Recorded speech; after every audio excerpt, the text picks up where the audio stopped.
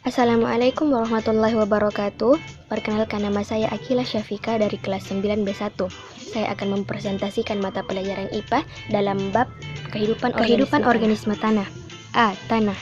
Tanah merupakan medium atau tempat tumbuhnya tumbuhan. Tanah tersusun dari bahan-bahan mineral hasil pelapukan batuan dan bahan organik hasil pelapukan sisa tumbuhan dan hewan. 2.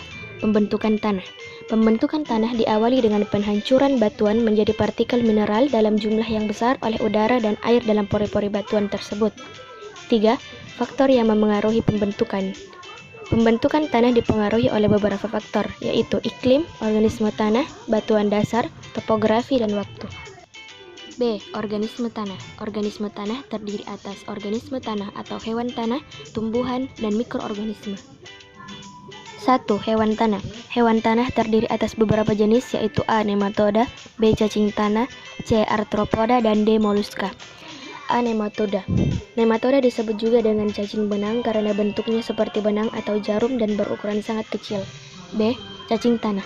Cacing tanah termasuk invertebrata golongan Annelida yang memiliki tubuh bersegmen atau berruas-ruas. Makanan cacing tanah berupa bakteri, fungi, dan bagian tumbuhan yang membusuk.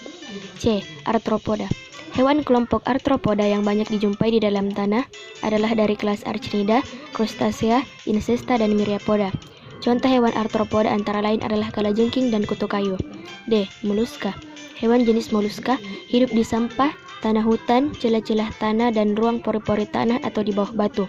Salah satu makanan hewan ini adalah fungi dan sampah daun. 2. Tumbuhan. Tumbuhan merupakan habitat penting bagi mikroorganisme tanah, terutama pada lapisan serasah di permukaan tanah. Sisa tumbuhan mengandung bahan organik yang dimakan mikroorganisme tanah dan diubah menjadi humus. Humus inilah yang memperkaya tanah sebagai lapisan serasah. 3. Mikroorganisme tanah. Mikroorganisme tanah terdiri atas protozoa, rotifera, bakteri, alga, mikroskopis, fungi, actinomycetes, virus, dan bakteriofag.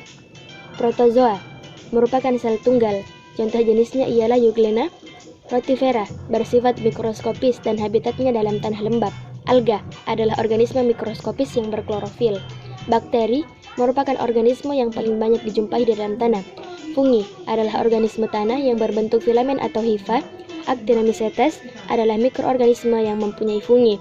Sedangkan virus dan bakteriofag adalah mikroorganisme yang masih